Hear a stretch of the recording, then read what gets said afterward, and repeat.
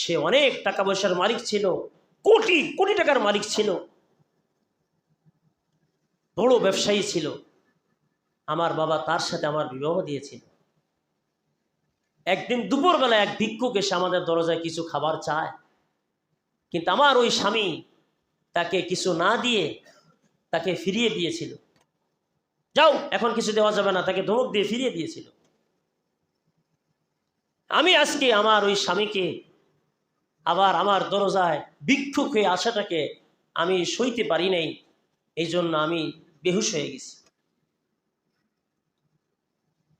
ওই দ্বিতীয় স্বামী বেচারা বলতেছে, ওগো প্রাণের স্ত্রী, শোনো, আমি তোমাকে এর চেয়েও আশ্চর্য এক ঘটনা শোনাই। ওই যেই ভিক্ষুকটাকে তোমার ওই স্বামী ধমক দিয়ে বের করে দিয়েছিল, সেই ভিক্ষুকটা আমি তোমার এই দ্বিতীয় স্বামী ছিলাম। তাই হ্যাঁ, রব্বুল আলামিন তো দেখায় দিছেন। আল্লাহ রসুল সাল্লাল্লাহু আলাইহি ওয়াসাল্লাম বলেছেন, ইসলামের মধ্যে যেই কয়টা কাজ আল্লাহ পাকের কাছে সবচেয়ে প্রিয়, তার মধ্যে একটা কাজ হলো ইতআমুত তাআম, মিসকিনকে খাবার খাওয়ানো। ইসলামের মধ্যে যেই কয়টা কাজ আল্লাহ তাআলার কাছে সবচেয়ে প্রিয়, তার মধ্যে একটা কাজ হলো ইতআমুত তাআম। বুখারী শরীফের হাদিস, মিসকিনকে খাবার খাওয়ানো। ফকির আসলো তোমার দরজায়, আল্লাহ পাক কোরআনে পাকে বলছেন, ও আম্মা সাইলা ফালা তানহার, খবরদার ভিক্ষুককে ধমক দিয়ে তাড়ায়া দিও না, ভিক্ষুককে ধমক দিয়ে তাড়ায়া দিও না। ও আম্মা সাইলা ফালা তানহার। স্বামী স্ত্রী দুজনে খাবার খাইতে বসছে, ভিক্ষুক বলতেছে, আমাকে কিছু খাবার দেন। আমরা তো এমনটাই মনে করি, যদি বাসি পান্তা কিছু থাকে সেটা ভিক্ষুককে দেওয়া যায়। গরুর গোশত ভুনা খাইতে বসছে, এটা কি আর ভিক্ষুকরে দেওয়া যায়? দেশি মুরগির রোস্ট করে খানা খাইতে বসছে, এটা কি আর ভিক্ষুককে দেওয়া যায়?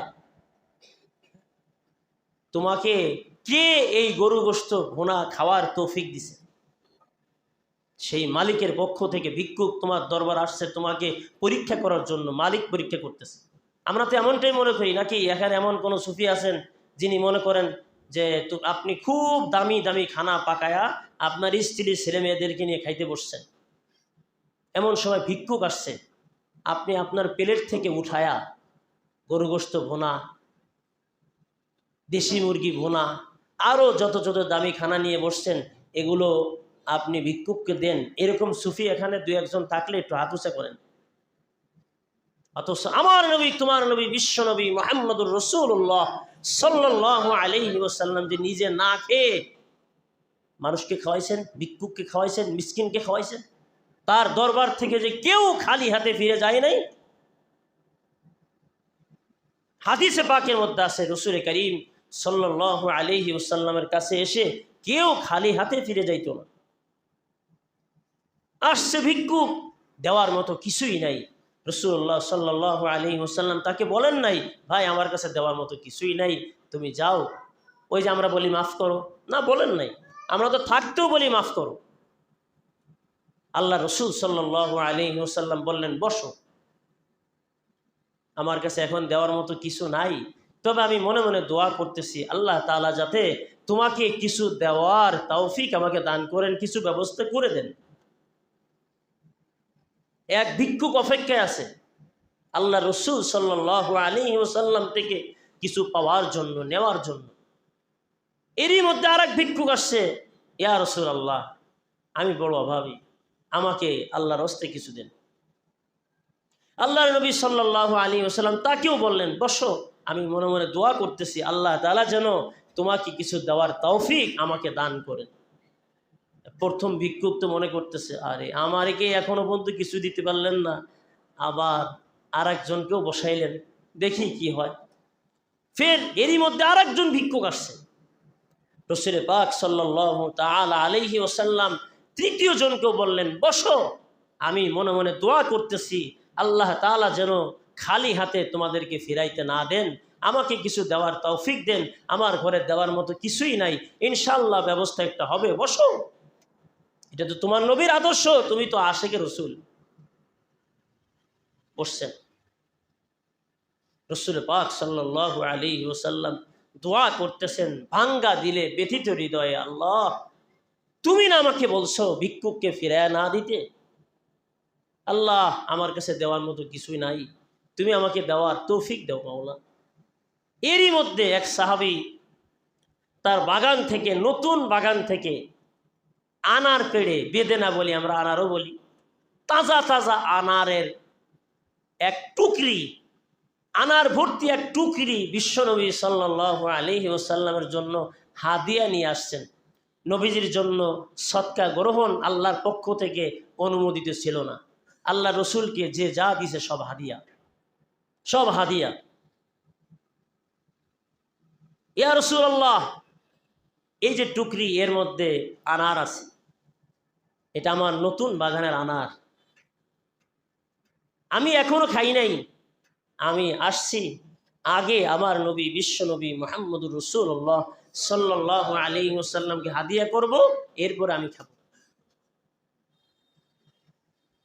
রাসূল পাক সাল্লাল্লাহু আলাইহি ওয়াসাল্লাম সেখান থেকে কিছু আনার নিয়ে প্রথম ভিক্ষুককে দিলেন, কিছু আনার নিয়ে দ্বিতীয় ভিক্ষুককে দিলেন, কিছু আনার নিয়ে তৃতীয় ভিক্ষুককে দিলেন। এরপর কিছু থাকলো সেটা নিজের জন্য রাখলেন। সুবহানাল্লাহ পড়েন, সুবহানাল্লাহ।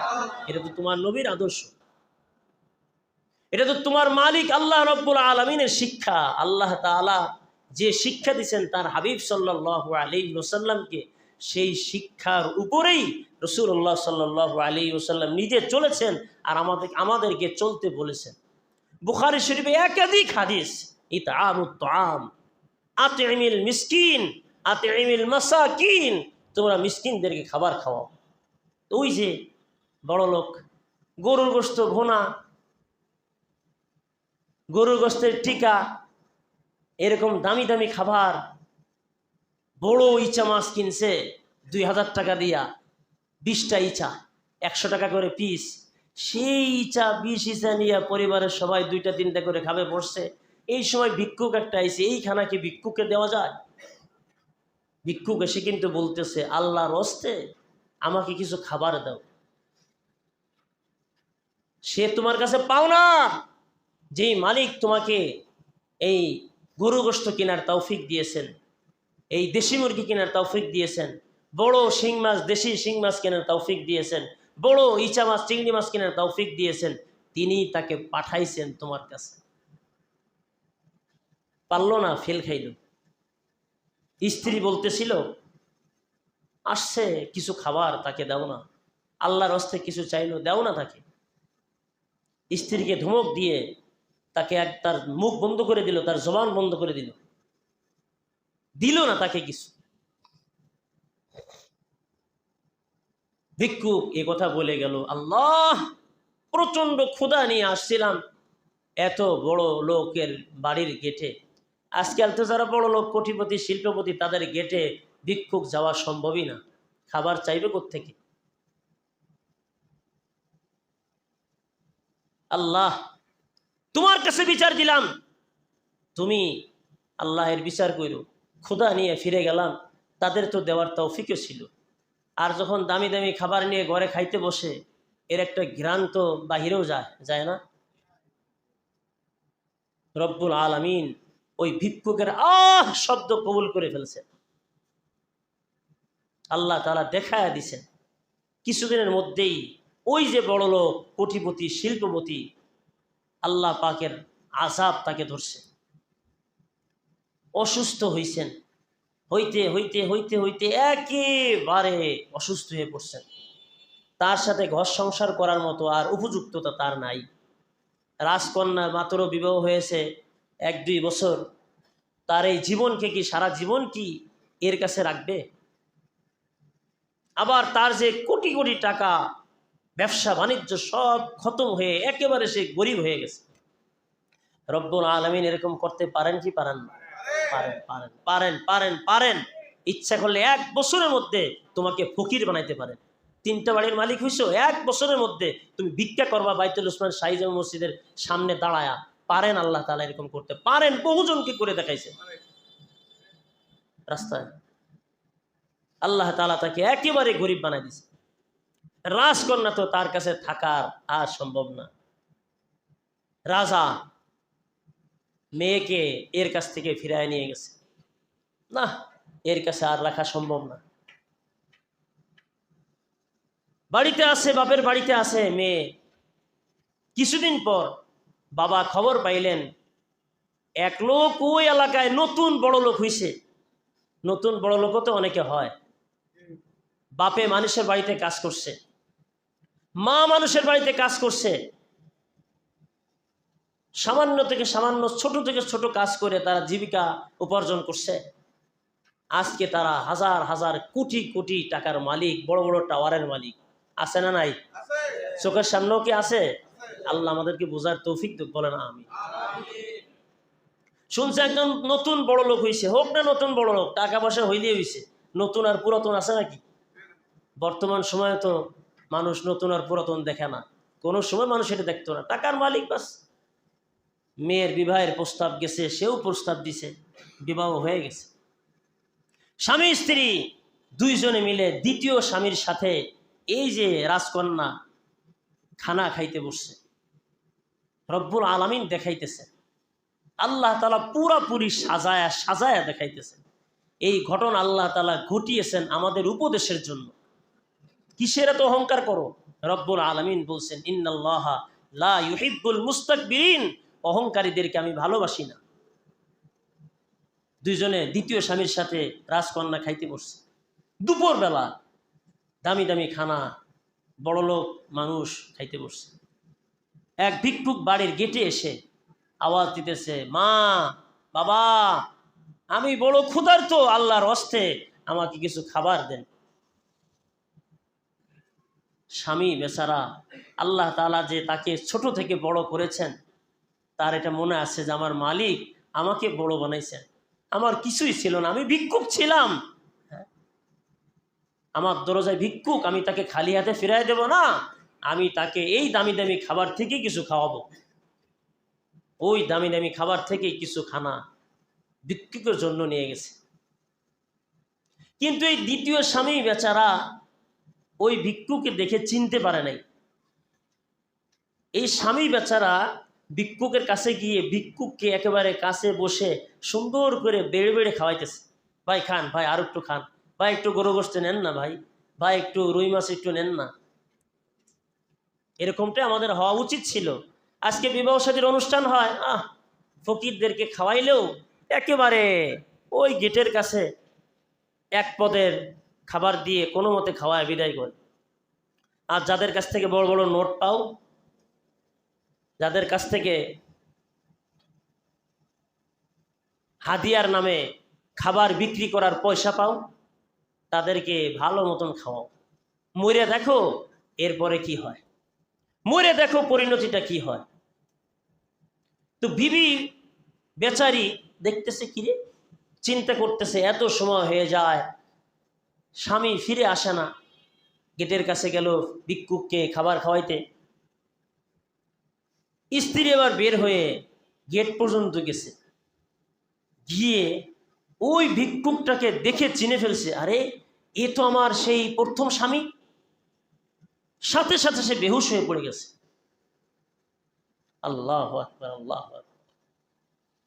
স্ত্রীর মাথায় পানি ঢেলে স্ত্রীর যখন হুঁশ ফিরছে, স্ত্রীকে জিজ্ঞেস করে, কি ব্যাপার, তুমি যে বেহুশ হয়ে গেলা, কি হইল তোমার? তো দেখেন, এই যেই ভিক্ষুকটাকে আপনি খাবার খাওয়াইলেন, আর কেউ না, আপনার আগে আমার একজনের সাথে বিবাহ হয়েছিল। সে অনেক টাকা পয়সার মালিক ছিল, কোটি কোটি টাকার মালিক ছিল, বড় ব্যবসায়ী ছিল। আমার বাবা তার সাথে আমার বিবাহ দিয়েছিল। একদিন দুপুরবেলা এক ভিক্ষুক এসে আমাদের দরজায় কিছু খাবার চায়, কিন্তু আমার ওই স্বামী তাকে কিছু না দিয়ে তাকে ফিরিয়ে দিয়েছিল। যাও, এখন কিছু দেওয়া যাবে না, তাকে ধমক দিয়ে ফিরিয়ে দিয়েছিল। আমি আজকে আমার ওই স্বামীকে আবার আমার দরজায় ভিক্ষুক হয়ে আসাটাকে আমি সইতে পারি নাই, এই জন্য আমি বেহুশ হয়ে গেছি। ওই দ্বিতীয় স্বামী বেচারা বলতেছে, ওগো প্রাণের স্ত্রী, শোনো, আমি তোমাকে এর চেয়েতেও আশ্চর্য এক ঘটনা শোনাই। ওই যে যেই ভিক্ষুকটাকে তোমার ওই স্বামী ধমক দিয়ে বের করে দিয়েছিল, সেই ভিক্ষুকটা আমি তোমার এই দ্বিতীয় স্বামী ছিলাম। তাই হ্যাঁ, রব্বুল আলামিন তো দেখায় দিছেন, চোখের সামনে দেখায় দিলেন। এই ঘটনা কি দোস্ত, তুমি এই মজা করে একটা ঘটনা হুজুর শুনাইছে রে, এইভাবে শুনবা? নিজের জীবনের প্রতিটা ক্ষেত্রে প্রতিটা কাজে সব সময় স্মরণ করবা, না আমার অহংকারী চলবে না, মালিক আমাকে যে কোনো সময় ধরতে পারেন।